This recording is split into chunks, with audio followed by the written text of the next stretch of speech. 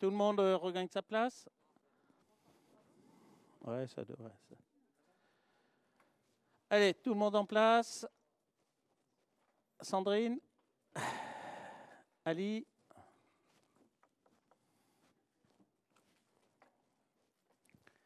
Tout le monde est là? D'accord. Bon, on va écouter. Merci d'être présent à ce conseil municipal en période estivale, mais on le passe et après, je pense qu'on va tous, pour ceux qui sont là, je pense qu'il y en a beaucoup qui vont partir en congé. Donc, on va essayer de passer ce dernier moment.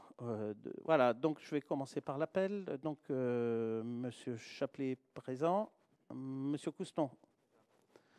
Madame Fonturial. Monsieur Segelski. Madame Mussio. Monsieur Baume-Christian. Madame Obide. Monsieur Ray, absent, a donné procuration à Monsieur Chaplet. Madame Graziano, absente, a donné procuration à Monsieur Baume.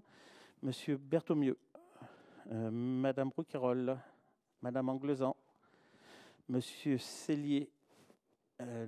Normalement, il doit nous rejoindre. Voilà. Madame Salinas. Madame Boissel. Monsieur Suot. Monsieur Masse. Madame Labouelle, absente, a donné procuration à Madame Obide. Monsieur Abadli. Madame Sage. Monsieur Hill. Madame El Kotri, absente. Monsieur Ouattizerga, présent. Madame Herbé. Monsieur Célins, présent. Madame Martin. Monsieur Pommier. Madame Borde, absente, a donné procuration à Madame Martin. Monsieur Viry. Monsieur Morelli, excusez-moi, absent, a donné procuration à Monsieur Pommier. Madame Marquez a donné procuration à Monsieur Viry. Monsieur Thierry Vincent. Et Madame Blanchet. Merci. Voilà, l'appel est fait. Donc, le conseil municipal comporte 13 questions. Et la première des questions... Ah oui, le secrétaire des séances. Allez, Michel. Voilà. Donc, première question, fixation de la durée du temps de travail au 1er janvier 2022. Et avant de commencer, je voulais remercier Madame Fonturial de tout le travail qui a été fait auprès, ainsi que les élus qui l'ont suivi au sein du CT. C'est un travail qui a été un travail de longue haleine, un travail qui a été...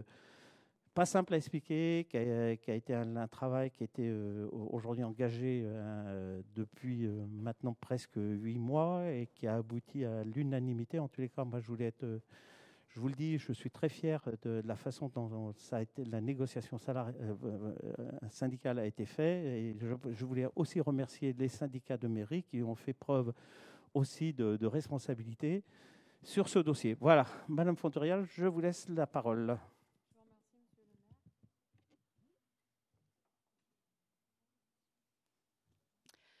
Donc la première question concerne la fixation de la durée du temps de travail au 1er janvier 2022.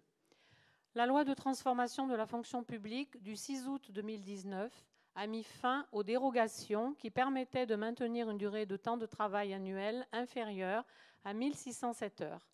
Les communes ont eu 1 an à compter du renouvellement de leur assemblée délibérante, soit au plus tard en juin 2021, pour définir de nouveaux cycles de travail dans le respect des 1607 heures et des garanties minimales.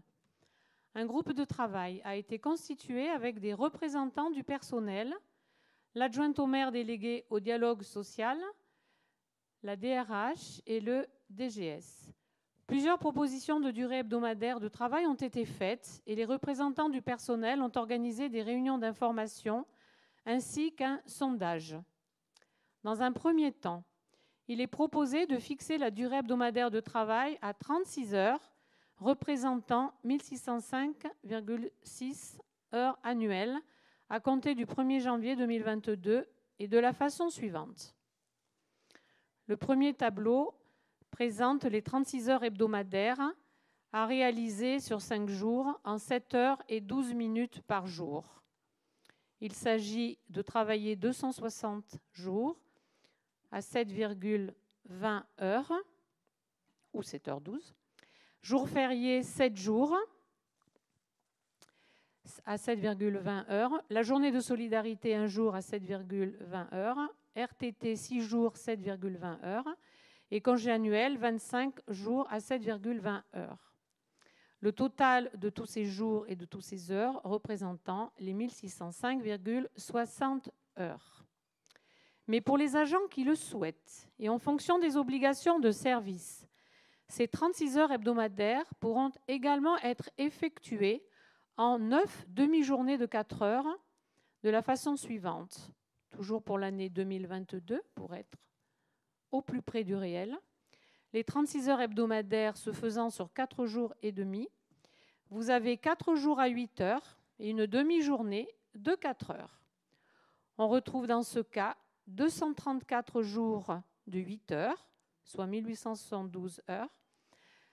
L'aménagement du temps de travail qui correspond à la demi-journée qui est prise par semaine, 26 fois 8 heures. Les jours fériés, toujours pareil, 7 jours à 7,20 dans ce cas-là.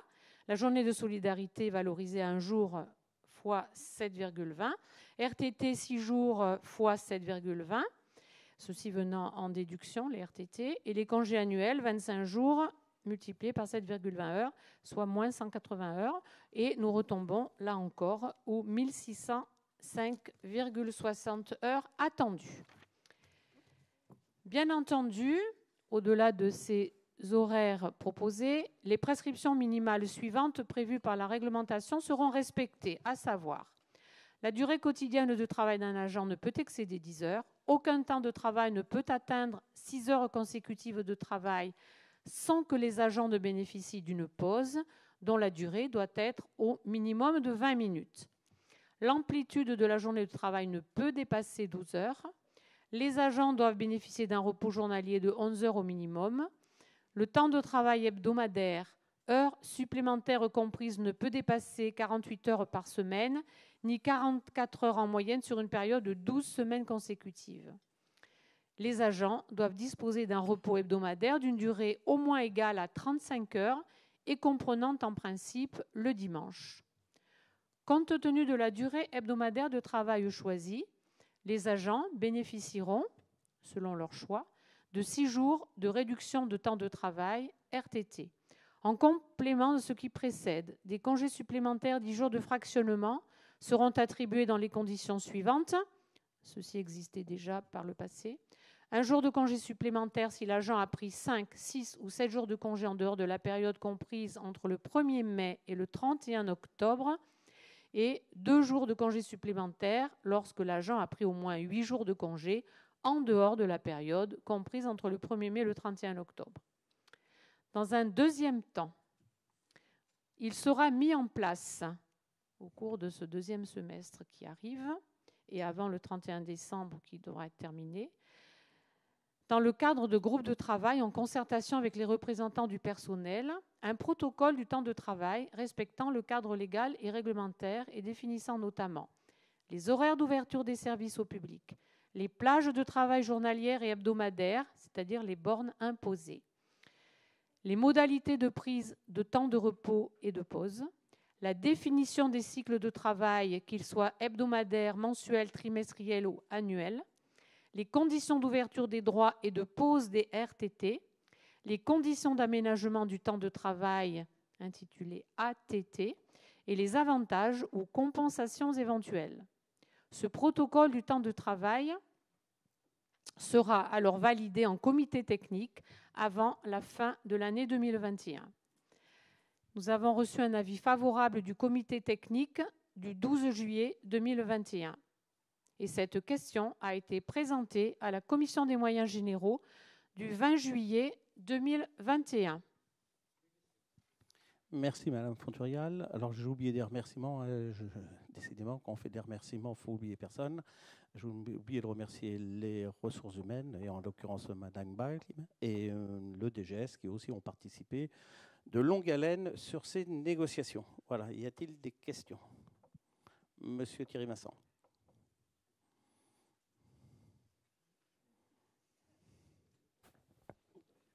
Oui, ça fonctionne. Je voulais simplement me poser une question, à savoir si vous aviez une idée de l'adhésion du personnel à cette nouvelle formule. Est-ce que vous avez des échos voilà, comment le vivent-ils? Alors, dans le cadre du sondage effectué par les partenaires sociaux, il est vrai que la tendance n'a pas été portée vers ces 36 heures, mais dans le cadre des négociations qui ont suivi, des propositions ont été faites aux partenaires sociaux, justement pour, en face de ces 36 heures que nous proposions, qu'il y ait également des avantages qui soient proposés, dans le cadre d'une philosophie gagnant-gagnant. Et dans le cadre de ce qui a été présenté, les partenaires sociaux ont reçu favorablement nos propositions. Nous avions travaillé avec eux avant le CT dans ce qu'on appelle les réunions intermédiaires, ce qui permet aux partenaires sociaux de retourner sur le terrain avec les propositions et de refaire un peu le tour des différents services.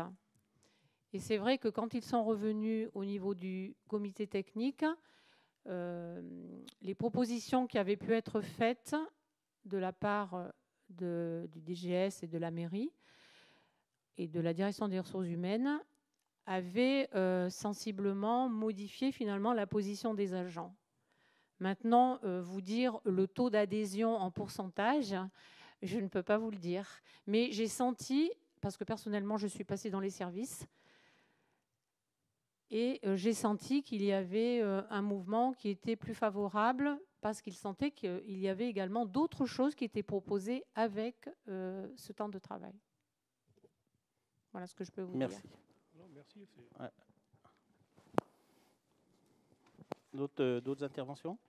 D'autres questions? Non. Juste pour faire que, bon, premièrement, c'est très important d'avoir ces compléments. C'est simplement parce qu'on a un rôle qui est peut-être un peu différent du vôtre. C'est-à-dire on n'est ni juge ni partie là-dedans. On ne fait pas partie du personnel et on n'est pas décisionnel. Et c'est important d'avoir un petit peu un sondage, entre guillemets. On n'attend pas un chiffre, bien sûr. Mais merci. Mais on est je vais reprendre un tout petit peu. Donc là, je rappelle qu'il s'agit d'une négociation, que depuis, ça vous a pas échappé que Madame Fonturial est en charge du dialogue social, que depuis notre prise de fonction, Madame Fonturial assure un dialogue syndical et social permanent, en dehors des instances que sont le CHS, les CT et toutes les opérations, les moments. Donc c'est vrai que ce dialogue social a porté ses fruits. Là, je rappelle que la négociation qu'il y a eu s'est faite à travers le CT, donc une représentation syndicale, aujourd'hui que l'adhésion du personnel ne peut que se juger que on est dans un système représentatif, voilà, et qu'on a eu dans le cadre du CT, comme vient de le dire Madame Fonturial, le 12 juillet, on a eu l'unanimité. Donc je pense que d'avoir l'unanimité sur un accord, un type de tel accord, il faut saluer le travail. Mes propos d'entrée sur cette question étaient loin d'être fins. Monsieur Pommier.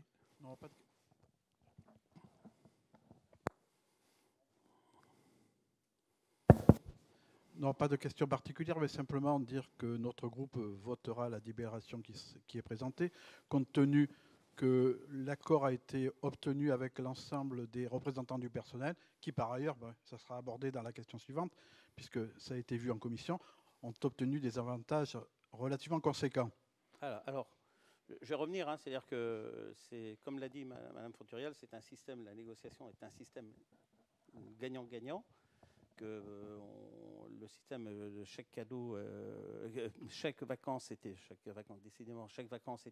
une de nos volontés depuis le début, et c'était la lettre de mission qu'avait Madame Fonturial, c'était aussi de permettre un rapprochement des statuts entre l'agglomération, le statut de l'agglomération et les statuts de la mairie de Bagnoles. En l'occurrence, sur les chèques vacances, c'est aussi ce qui s'est passé. C'est-à-dire que je pense que Mme Fonturial a dû vous l'expliquer dans les commissions. Ça a permis de 36 heures comme le personnel de l'agglomération, ce qui fait que pour les problèmes de mutualisation qui vont être devant nous, ça nous permet d'avoir le même statut. Sur les chèques vacances, c'est la mutualisation. Et en contrepartie, et c'est là que une des parties importantes de la négociation qu'il y a eu avec les syndicats, c'est l'abandon du CIA. Voilà, donc grosso modo, les avantages, c'est juste une transformation qui a été faite. Voilà, en tous les cas, on a atteint un objectif qui n'était pas facile à atteindre. D'autres questions? Allez, ben je le mets au vote. Tu voulais rajouter quelque chose? Non, pas du tout. Bon. Y a-t-il des votes contre, des abstentions? Donc cette question numéro 1 est adoptée à l'unanimité. Question numéro 2, Madame Fonturial. Donc il s'agit de l'action sociale, attribution d'une aide au chèque vacances, et qui est donc la suite de ce que nous disions précédemment. Donc la loi autorise un employeur public à verser des prestations d'action sociale visant à améliorer les conditions de vie de ses agents. Afin de compléter l'action sociale déjà mise en place, le comité des œuvres sociales, le CNAS, la participation à la protection sociale, il est proposé d'instaurer à partir de l'année 2022 une aide au chèque vacances. Cette aide sera accordée aux agents qui ouvrent un plan d'épargne chèque vacances auprès du CNAS avant le 10 janvier de l'année. Pourront en bénéficier les titulaires, les stagiaires, les contractuels, bien entendu, voir les conditions d'adhésion au CNAS, et n'ayant pas été en position d'absence continue plus de 6 mois au 31 décembre de l'année précédente. Le paiement de cette aide sera échelonné sur les paies de janvier à mai uniquement pour les agents rémunérés. Le montant de cette aide sera dégressif en fonction du net imposable de l'agent pour l'année N-1. C'est-à-dire que les personnes touchant un net imposable N-1 entre 7 500 € et 25 000 € pourront bénéficier d'une aide aux vacances de 400 €, soit 80 € sur 5 mois. Ceux bénéficiant d'un net imposable N-1 entre 25 000 et 37 500 € auront une aide de 200 €, soit 40 € sur 5 mois. Et les nets imposables supérieurs à 37 500 € n'ont pas d'aide. En fonction de leur situation individuelle, donc de la tranche imposable, les agents bénéficieront d'une bonification du CNAS pouvant aller de 30 € à 130 € qui se rajoutent aux aides de 400 ou 200 €. Cette question a eu un avis favorable à l'unanimité du comité technique du 12 juillet 2021 et elle a été présentée à la commission des moyens généraux du 20 juillet 2021. Y a-t-il des questions? Donc je le mets au vote. Y a-t-il des votes contre, des abstentions? Donc la question numéro 2 est adoptée à l'unanimité. Question numéro 3, contrat d'apprentissage rentrée 2021. Donc la ville de Bagnols-sur-Cèze s'est déjà beaucoup investie dans l'accueil des apprentis et souhaite poursuivre cet accompagnement. Il s'agit donc d'accueillir 9 jeunes en contrat d'apprentissage à la rentrée 2021. Ces contrats tripartites employeurs-salariés, centres de formation apprentis, de droit privé, permettent une formation en alternance. La rémunération des apprentis dépend de leur âge et du diplôme qu'ils préparent. En contrepartie des recrutements, l'État exonère l'employeur d'une partie des charges salariales. Il est donc proposé pour la rentrée scolaire 2021 les apprentissages suivants. Au service éducation, un poste pour le diplôme CAP-AEP. Service de finances, un poste BTS comptabilité gestion. Environnement et cadre de vie, 3 postes sont proposés pour un bac pro jardinier paysagiste, un BP jardinier paysagiste et un CAP jardinier paysagiste. Aux ressources humaines, un poste pour une licence professionnelle métier de la GRH. À la communication, un poste pour une licence professionnelle métier de la communication. Au secrétaire général, un poste en master droit des collectivités territoriales. Et au service voirie et réseaux divers, un poste CAP, constructeur de réseaux en canalisation de travaux publics. L'avis favorable du comité technique a été obtenu en date du 5 juillet 2021 et la question a été présentée à la commission des moyens généraux du 20 juillet 2021. Merci. Y a-t-il des questions? Non, donc je le mets au vote. Y a-t-il des abstentions, des votes contre? Donc cette question est adoptée à l'unanimité. Question numéro 4, modification du tableau des effectifs. Il convient de mettre à jour le tableau des effectifs du personnel municipal pour tenir compte des modifications suivantes. Alors, je vous prie de me pardonner, mais c'est un peu fastidieux, mais je vais vous faire lecture quand même de ce premier tableau.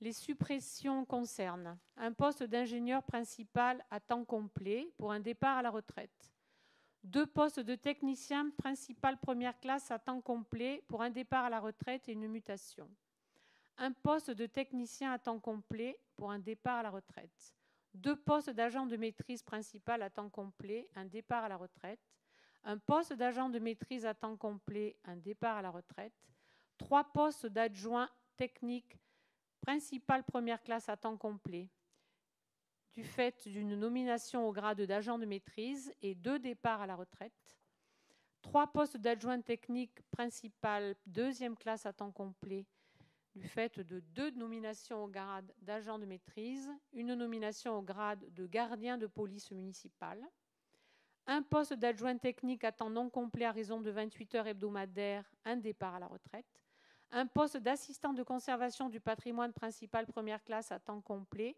nomination au grade d'attaché du patrimoine, un poste d'assistant de conservation du patrimoine principal deuxième à temps complet, départ à la retraite, et un poste d'adjoint du patrimoine principal première classe à temps non complet à 31h30 hebdomadaire du fait d'un décès. Un poste d'auxiliaire de puériculture principal, première classe à temps complet, départ à la retraite. Un poste de rédacteur principal, première classe à temps complet, un départ à la retraite. Un poste d'adjoint administratif principal, deuxième classe à temps non complet, à raison de 30 heures hebdomadaires, du fait de la modification de la durée du temps de travail. Un poste d'adjoint d'animation principal, deuxième classe à temps complet, du fait d'un décès. Et je vous ai donc cité les suppressions de postes. Je vais maintenant vous lire la création de postes. Un poste d'attaché à temps complet, recrutement de la direction générale. Un poste d'adjoint administratif à temps complet, recrutement commande publique. Un poste d'adjoint administratif à temps complet, recrutement au service urbanisme. Un poste d'agent de police municipale à temps complet, renfort sécurité et police. 2 postes d'agent de maîtrise à temps complet, nomination par promotion interne, 2 postes d'adjoint technique à temps complet du fait de la résorption de l'emploi précaire, et enfin un poste d'adjoint technique principal deuxième classe à temps complet, nomination par mutation. Cette question a été présentée au comité technique du 20 juillet 2021 ainsi qu'à la commission des moyens généraux du 20 juillet 2021. Ok, y a-t-il des interventions ?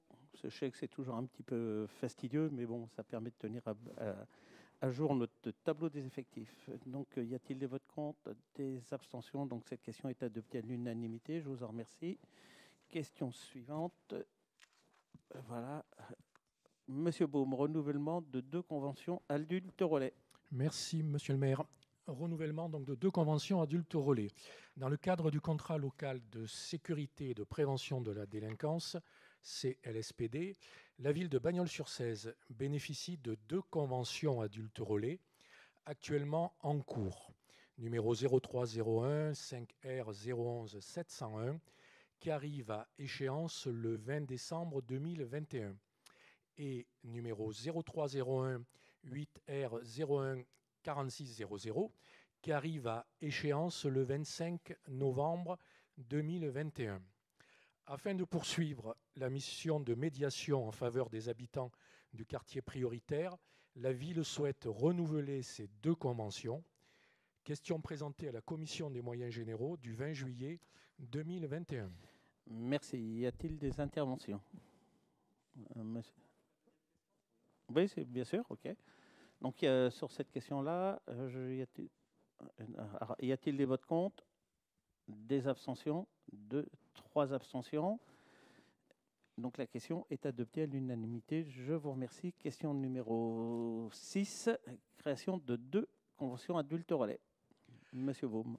Dans le cadre du contrat local de sécurité et de prévention de la délinquance CLSPD, la ville de Bagnols-sur-Cèze souhaite renforcer la médiation. En effet, toutes les actions menées depuis plusieurs années par les 2 médiateurs en poste et malgré une satisfaction réelle, montrent leurs limites quant à la réalité du terrain. Le renforcement de l'effectif est essentiel pour poursuivre le travail engagé. Ainsi, il est proposé de solliciter 2 conventions adultes relais pour compléter et renforcer la médiation.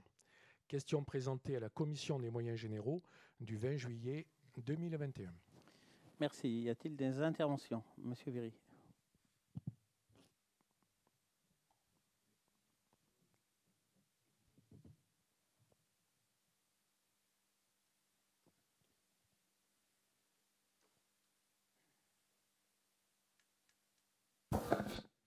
Ok, merci, désolé pour la technique. Donc 2 abstentions que je vais justifier par le manque de transparence concernant l'utilisation des 2 premiers médiateurs. Il y a comme un flou, il y a un manque de cahier des charges sur leur action essentiellement ciblée sur des quartiers qui sont prioritaires, alors que d'autres quartiers de Bagnols qui ne sont pas prioritaires aimeraient voir venir aussi ces médiateurs. Je penserai notamment aux habitants, aux riverains de la rue des Remparts du Collège, là, qui ont quelques soucis d'incivilité actuellement. Voilà.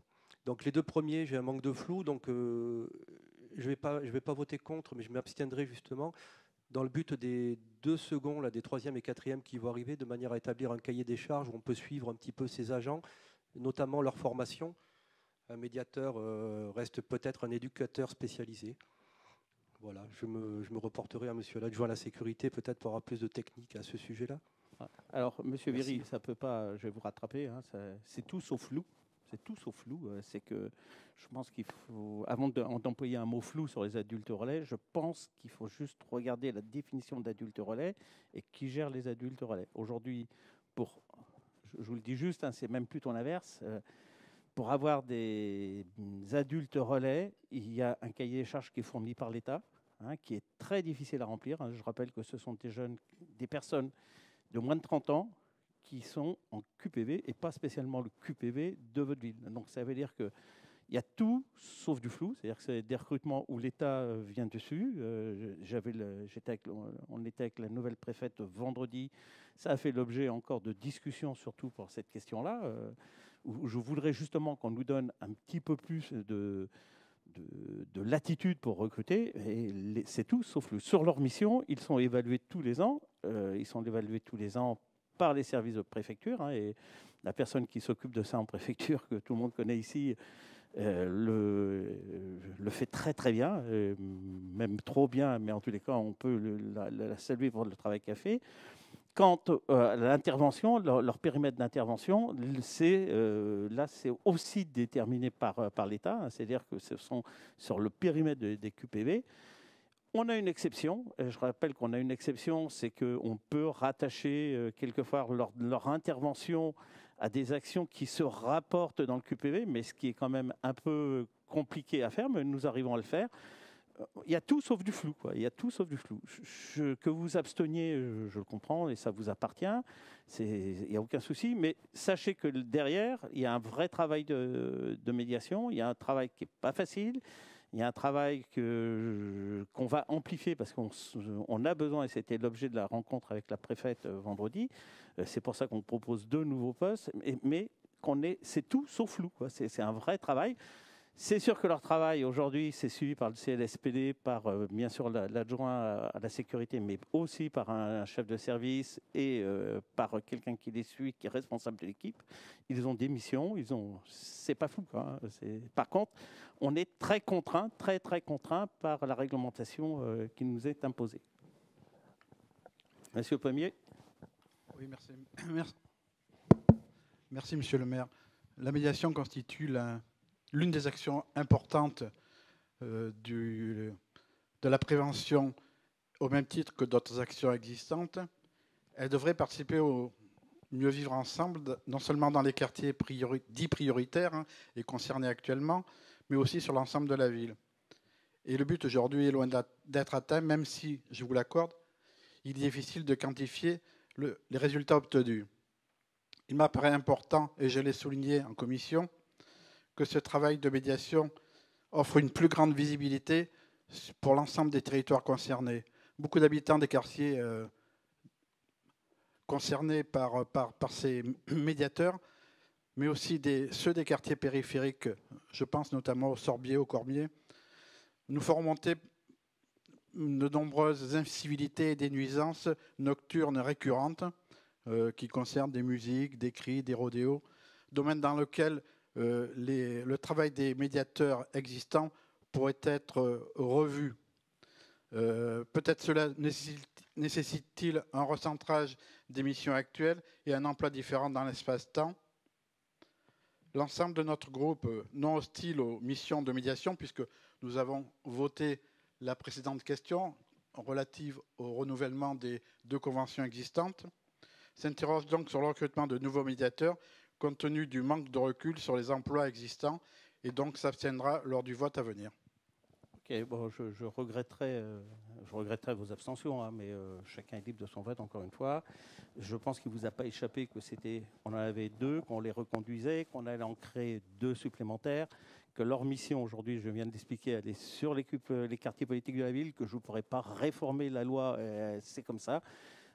On fait avec. Par contre, notre volonté, je rappelle qu'il y a d'autres médiateurs sur le territoire. Il y a 2 autres médiateurs qui sont à la prévention spécialisée chez Riposte et un autre médiateur qui intervient au titre du SDIS, donc ça, sur le territoire. Et où je vous rejoins, c'est qu'il faut qu'aujourd'hui, on renforce cette médiation. Il faut que cette médiation soit renforcée parce que c'est quelque chose aujourd'hui où on sent, on a renforcé la vidéoprotection en matière de sécurité. On vous dispense de ce qui vient de se passer, mais qui n'est pas un hasard, c'est cette nuit avec les interventions du RAID, de la police, et voilà, mais qui n'est pas un hasard. On est en GLTD. Le 14, je vais saluer le travail que fait M. Baume. Donc tout ça aujourd'hui, cette partie commence à porter ses fruits. C'est la partie prévention, il faut qu'on s'améliore. Hein, je pourrais me cacher derrière mon petit doigt. Il faut qu'on s'améliore. Et pour s'améliorer, c'est la partie prévention. Je suis d'accord avec vous, il faut peut-être augmenter les effectifs, et c'est ce qu'on est en train de faire. Redéfinir les missions, hélas, c'est pas nous qui les définissons, c'est quand même un peu l'État, mais on doit s'adapter et on doit en tirer le maximum. Et sur la dernière partie, et je rejoins ce que disait M. Viry à l'instant, il faut que nous soyons en mesure, peut-être, de mieux mesurer le retour qu'on peut avoir sur ces médiateurs. Aujourd'hui, c'est là qu'il faut qu'on s'améliore. Avec une équipe vraiment de médiation, plus de 4 personnes, plus un responsable, plus ce qui se passe à Riposte, plus ce qui passe avec le SDIS, on doit être en mesure de faire un petit peu mieux qu'on fait aujourd'hui. Je n'ai pas honte de le dire, hein, c'est la réalité et on travaille dessus. C'était aussi, ce poste-là n'arrive pas par hasard, hein, c'est-à-dire qu'on a déjà négocié avec la préfète pour que ces 2 postes-là nous soient déjà accordés en priorité. OK ? Allez, y a-t-il de votre compte des abstentions? 1, 2, 3, 4, 5, 6, 7 abstentions. C'est bon, c'est ça, 7 abstentions. Donc la question est adoptée à l'unanimité. Je vous remercie. Comment? 8 abstentions, excusez-moi. J'ai 1, 2, 3, 3. Ah oui, d'accord, 4, d'accord, ok. Question numéro 7, Monsieur Berthommieux. Merci, Monsieur le maire. Donc, la parcelle BY 579, située rue Jacqueline-Brest-André, est constitutive d'un parc de stationnement public. Dans le cadre d'un projet de construction d'un commerce sur les parcelles communales BY 459, 460 et 626, la parcelle BY 579 revêt d'un intérêt particulier pour l'aménagement d'un parking à destination des clients futurs du commerce. Ce parking doit, en ce sens, être désaffecté et déclassé pour être par la suite cédé. En effet, en vertu de l'article L. 2141 du Code général des propriétés des personnes publiques, la sortie d'un bien du domaine public est conditionnée d'une part par une désaffection matérielle du bien et d'autre part par une décision administrative. En l'espèce, une délibération constant cette désaffection, puis le déclassement du bien. Par conséquent, afin de permettre la cession de cette parcelle, il est nécessaire de prononcer sa désaffectation, puis de la déclasser du domaine public communal. Le bien ainsi désaffecté et déclassé appartiendra au domaine privé de la commune et pourra être cédé. Il est proposé au conseil municipal de constater la désaffectation effective de la parcelle BY 579, d'autoriser M. le maire à organiser pour avoir d'arrêter l'enquête publique prescrite par la disposition précitée du Code de la voirie routière et du Code des relations entre le public et l'administration, de préciser que le conseil municipal devra prononcer sur le déclassement définitif du domaine public communal à l'issue de l'enquête publique, d'indiquer que la dépense résultant à l'organisation de l'enquête publique sera prise en charge par la commune, d'autoriser M. le maire ou son adjoint délégué à l'urbanisme à signer les actes à intervenir et tout document se rapprochant à cette affaire. Question présentée à la commission d'urbanisme, travaux et environnement le 20 juillet 2021. Merci. Y a-t-il des interventions? Donc je le mets au vote. Y a-t-il des votes contre? Des abstentions? Donc la question est adoptée à l'unanimité. Je vous remercie. Question numéro 8, Monsieur Berthemieux. Alors, cession de la parcelle communale BD 651 au profit de Monsieur et Madame Sabatier. Monsieur et Madame Sabatier se sont rapprochés de la commune afin d'acquérir la parcelle BD 651 dans le but d'agrandir leur jardin privatif. Une évolution du pôle d'évaluation du domanial en date du 2 novembre 2020 fixe un prix de 10 € le mètre carré pour cette parcelle. Ils se sont portés acquéreurs de cette parcelle de 113 mètres carrés au prix de 1 130 € au titre de l'évaluation, auquel il convient d'ajouter 984 € de frais de géomètre, soit un total de 2 114 €. Il est proposé au conseil municipal de vendre à monsieur et madame Sabatier ou à toute société pouvant lui substituer la parcelle BD 651 d'une superficie de 113 mètres carrés au prix de vente de 2 114 € hors taxe et d'autoriser monsieur le maire ou son adjoint délégué à l'urbanisme à signer les actes à intervenir et à tout document se rapportant à cette affaire. Question présentée à la commission d'urbanisme, travaux et environnement du 20 juillet 2021. Merci. Y a-t-il des interventions? Non, donc je le mets au vote. Y a-t-il des votes contre? Des abstentions? Donc la question est adoptée à l'unanimité. Question numéro 9, approbation du principe de modification du chemin de Signac. Monsieur Berthemieux. Alors, afin de prendre en compte la demande d'un riverain, il convient de modifier l'emplacement de l'emprise de ce chemin au droit de la parcelle AM 462. Cette délibération a pour objectif d'acter le principe de division et d'approuver la numérotation de la parcelle concernée, extraite du domaine non parcellisé. Dans un deuxième temps, une délibération sera prise afin de lancer une enquête publique. Cette démarche va entraîner des transactions financières suivantes. Partie à détacher de la parcelle AM 462, monsieur et madame Franck Martin, au profit de la commune de Bagnols-sur-Cèze, superficie de 2 mètres carrés. Partie à détacher du chemin de Signac au profit de monsieur et madame Franck Martin, AM 462, contenance cadastre égale 41 mètres carrés. Ainsi, il est proposé au conseil municipal d'approuver le principe de projet de modification du chemin de Signac selon le plan annexé, d'approuver que la commune restera propriétaire dans un premier temps de la parcelle détachée et numérotée depuis le chemin de Signac non parcellisé et que les actes d'échange et ou cession se feront après enquête publique, d'approuver que le nécessaire soit fait auprès des services des impôts fonciers pour demander la création et la numérotation des parcelles extraites du domaine non parcellisé de la commune, et d'autoriser M. le maire ou son adjoint délégué à l'urbanisme à signer les actes et à intervenir et tout document se rapprochant à cette affaire. Question présentée à la commission d'urbanisme, travaux et environnement du 20 juillet 2021. Merci. Y a-t-il des interventions? Non, je le mets au vote. Y a-t-il des abstentions? Des votes contre? Donc question numéro 9, adoptée à l'unanimité. Question numéro 10, Monsieur Berthemieux, acquisition de la parcelle cadastrée BW 685, rue Plantevin, appartenant à Monsieur Serge Célès, classement dans le domaine public communal. Alors, M. Serge Célès s'est tourné vers la commune pour lui proposer l'achat de la parcelle cadastrée BW 685 pour une superficie de 56 mètres carrés. Cette parcelle se situe au 260 rue Plantevin. À ce jour, bien qu'appartenant à M. Serge Célès, cette parcelle correspond à la voirie communale. Par conséquent, après que la commune en ait fait l'acquisition, il conviendra de la transférer dans le domaine public communal.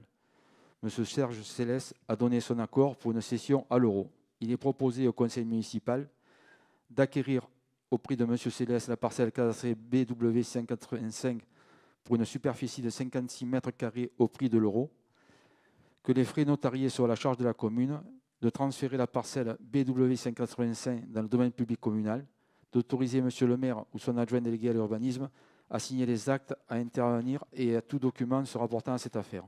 Question présentée à la commission urbanisme, travaux et environnement du 20 juillet 2021. Merci. Y a-t-il des interventions sur cette question? Non, je le mets au vote. Y a-t-il des votes contre? Des abstentions? Donc cette question est adoptée à l'unanimité. Question numéro 11. Monsieur Berthemieux, acquisition des parcelles cadastrées AY 558, 258, 271 et 274, chemin de Saduran. Alors la SAS foncière BAMA s'est tournée vers la commune pour lui proposer l'achat des parcelles cadastrées AY 258, 271 et 274. Ces parcelles se situent chemin de Saduran. Ces parcelles apparaissent nécessaires pour élargir la voie communale. La SAS foncière BAMA a donné son accord pour cession à l'euro. Il est proposé au conseil municipal d'acquérir auprès de la SAS foncière BAMA les parcelles cadastrées AY 258, 271 et 274 au prix de l'euro, que les frais de notaire seront à la charge de la SAS foncière BAMA. D'autoriser M. le maire ou son adjoint délégué à l'urbanisme à signer les actes et à intervenir et tous les documents se rapportant à cette affaire. Question présentée à la commission urbanisme, travaux et environnement du 20 juillet 2021. Merci. Y a-t-il des interventions? Je le mets au vote. Y a-t-il des votes contre? Des abstentions? Donc, question adoptée à l'unanimité. Question numéro 12, extension du parc de stationnement Eusébi. Monsieur Berthemieux. La commune est propriétaire de la parcelle cadastrée BD 522 sur laquelle est situé le parc de stationnement dénommé Parking Eusébi. Une extension de ce parc de stationnement pour la réalisation de 18 places supplémentaires apparaît possible. Un constructeur projette de procéder à la réhabilitation de bâtiments existants sur les parcelles cadastrées section BD 342, 515 et 516 afin d'y réaliser des halles couvertes. Ce projet soumis à permis de construire nécessite la création de 27 places de stationnement. Afin de remédier à l'impossibilité technique dans laquelle se trouve le constructeur de réaliser le nombre de places requises pour son projet sur le terrain d'assiette du projet, il souhaite user de la faculté offerte par l'article L 151-33 du Code de l'urbanisme permettant aux pétitionnaires de bénéficier d'une autorisation de construire en étant tenu quitte de ses obligations en matière de réalisation d'aires de stationnement s'il justifie de l'obtention de concessions à long terme dans un parc public de stationnement existant ou en cours de réalisation situé à proximité de l'opération. De ce fait, le constructeur s'est rapproché de la commune en vue de participer financièrement à la réalisation de l'extension du parking de Eusébi et de disposer de places de stationnement sur ce dernier pour respecter la prescription du plan local d'urbanisme. Dans ces conditions, il est proposé au conseil municipal d'approuver l'extension du parking Eusébi, d'approuver le projet de convention projet urbain partenarial PUP permettant la prise en charge financière des équipements publics dont la réalisation par la commune est rendue nécessaire par l'opération envisagée et par le constructeur et d'approuver le projet de convention de concession à long terme permettant au constructeur d'être tenu quitte de ses obligations en matière de réalisation d'aires de stationnement. Question présentée à la commune urbanisme, travaux et environnement du 20 juillet 2021. Merci. Y a-t-il des interventions? Monsieur Pommier, allez-y. Question. Je voudrais savoir où est précisément situé le bâtiment existant qui doit être réhabilité par M. Gazan, Anthony, je crois, Oui. pour la réalisation de halles. C'est simple, c'est l'ancien cinéma qui est juste en face du Crédit Lyonnais. Vous voyez le Crédit C'est Lyonnais, le cinéma, le club. hein. Alors, je ne fais pas de publicité ici, même si je suis client Crédit Lyonnais, je le dis tout de suite, mais juste en face, vous avez l'ancien cinéma que vous avez dû connaître.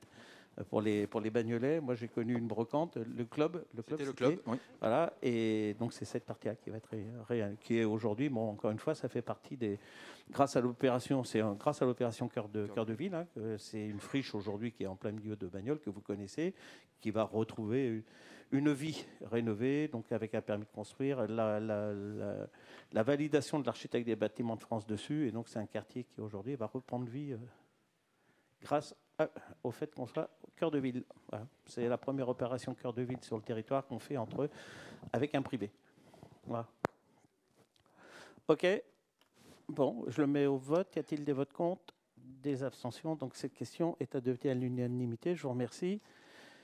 Question numéro 13, donc c'est les communications des décisions du maire. Donc il y en a, si je me souviens, il y en a deux. Donc la première, c'est... Alors je vais reprendre... excusez-moi, je vais les reprendre. La première, c'est la 0632, marché de services concernant le balayage et le nettoiement des voies, places et parkings de la ville de Bagnols-sur-Cèze. Et la 21 0633, convention de partenariat entre la ville et l'association SOMB, qui est l'association de natation, enfin de compétition et de natation de la ville, pour des interventions dans le cadre du dispositif École buissonnière de l'été 2021.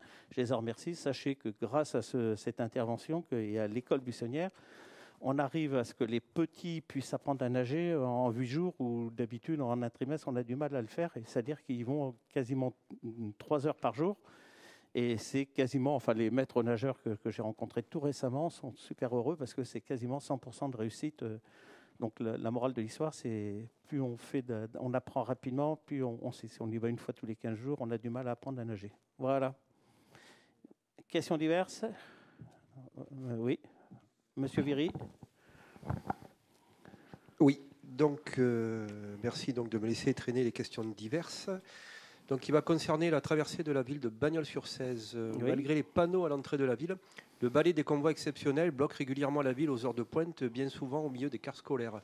Quelles actions correctrices comptez-vous prendre? Pouvez-vous prendre? Alors, des actions correctrices, on applique. Hein, c'est-à-dire qu'assez régulièrement, la police municipale, je rappelle que c'est le moment des heures d'entrée dans les écoles. Donc, la police municipale essaye de se répartir et assez régulièrement, ils vont verbaliser. Le problème de la verbalisation sur ces convois exceptionnels, c'est qu'il faut les bloquer, et il faut aller les bloquer soit à la sortie s'ils viennent par Pont-Saint-Esprit, il faut aller les bloquer sur la route d'Avignon, parce qu'il ne faut pas qu'ils restent en plein milieu, soit s'ils passent par la route d'Alès, attendre qu'ils aient passé la route d'Alès. Donc c'est un petit peu compliqué à mettre en place, mais on le fait. C'est pas récurrent, parce que c'est quand même un dispositif assez lourd. Donc sachez que on en a fait écho avec M. Baume tout récemment. Nous nous orientons très rapidement vers la vidéo-verbalisation. Hein, donc nous sommes en train de déployer ça grâce à l'extension de la vidéoprotection qu'on est en train de mettre en œuvre et qui est en train de se déployer, qui est quasiment fini de se déployer. Et donc derrière, ça sera la vidéo-verbalisation. Et donc là, systématiquement, tous les transporteurs qui passeront seront verbalisés par un agent qui est assermenté derrière. Croyez-moi, les communes qui ont fait ça, systématiquement maintenant, c'est respecté, quoi. Mais c'est sûr que sans la vidéo-verbalisation, c'est relativement dur à mettre en œuvre. Hein. Il faut attendre que le convoi exceptionnel il ait franchi tout l'urbain avant de pouvoir lui dresser procès-verbal. Donc quand on en fait un, c'est déjà beaucoup de mise en œuvre. Voilà. Mais ça va être plus simple avec la vidéo-verbalisation. L'idée des aires d'attente à l'entrée et à la sortie est abandonnée? Le problème, c'est de trouver les aires d'attente existent hein, dans leur plan. Alors, il faut savoir que lorsque vous avez un transport, je parle sous contrôle de M. Baume et de M. Pommier qui connaissent ça, c'est-à-dire que les aires d'attente, dans les recueils de transport, dans leur recueil, ils ont les aires d'attente. Les aires d'attente, elles sont à Roquebrune, d'un côté, de l'autre côté, elles sont sur la route d'Alès, dans le virage, dans l'ancienne voie qui a été désaffectée. Et sur la route d'Avignon, je ne l'ai plus en tête. Mais elles existent. Et normalement, c'est là qu'ils devraient stationner. Sauf qu'ils ne le font pas. Voilà. Elles existent. Hein. Merci pour votre réponse. Merci. D'autres questions? C'est bon? Allez, écoutez... Je mets fin à ce conseil municipal. Pour ceux qui sont partis en vacances, qui reviennent de vacances, je vous souhaite une bonne reprise. Et puis ceux qui partent en vacances, je vous souhaite une bonne vacances. Et ceux qui sont en vacances et qui sont quand même parmi nous, je les remercie et je souhaite une bonne continuation. Voilà.